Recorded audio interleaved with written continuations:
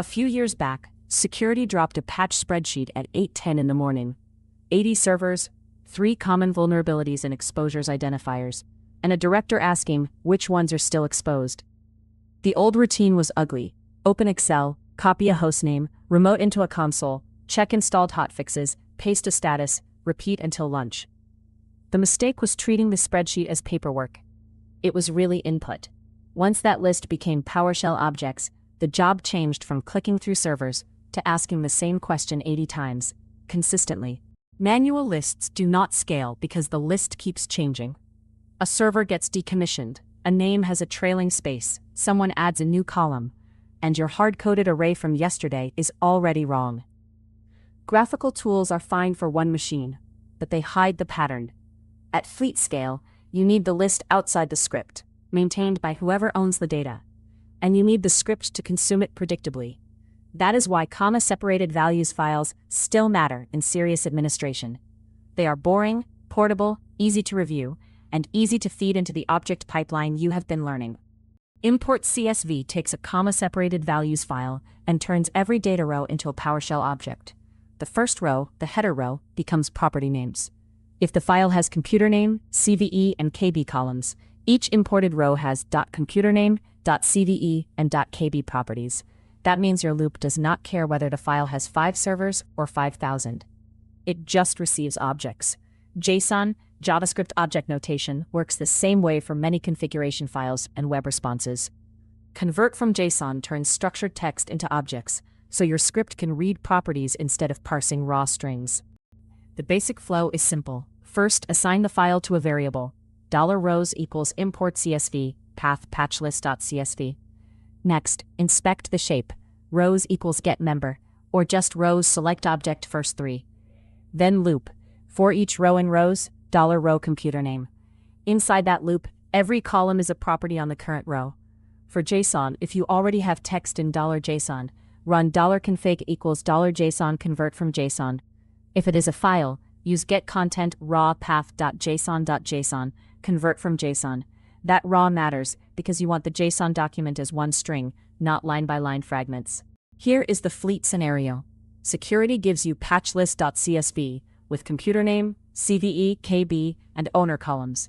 Import it with $items equals import-CSV minus path.patchlist.csv. Then, loop through $items. For each row, read $ComputerName and $KB.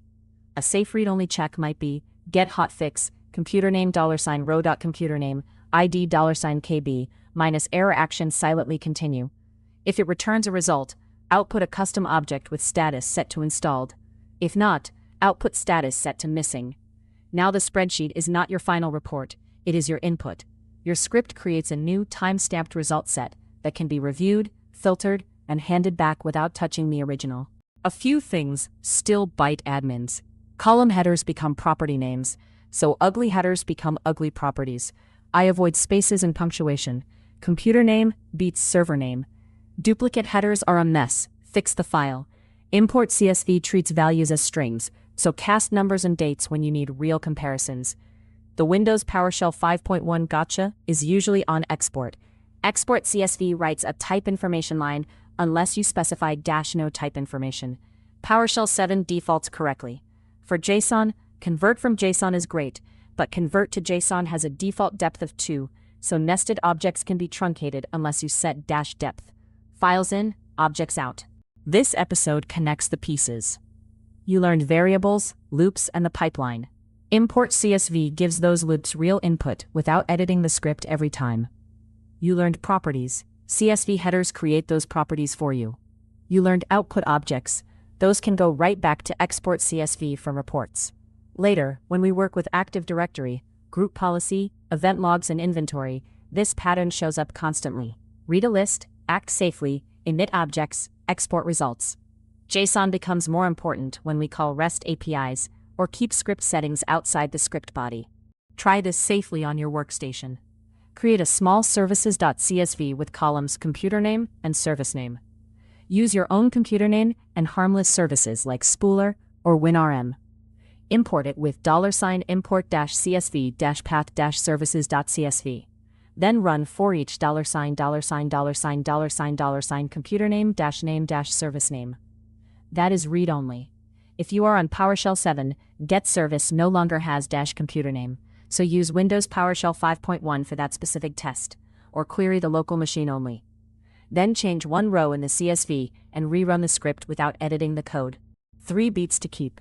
First, import CSV turns every row into an object, which means your fleet list can drive a loop. Second, column names become properties, so clean headers make clean automation. Third, ConvertFrom-Json gives you the same object-based workflow for configuration files and API responses. This is the point where a patch list stops being a spreadsheet chore and becomes CVE triage input. Keep the source data simple, validate it, and output new objects as your results. New PowerShell episode daily on this channel, building from first command to real fleet automation.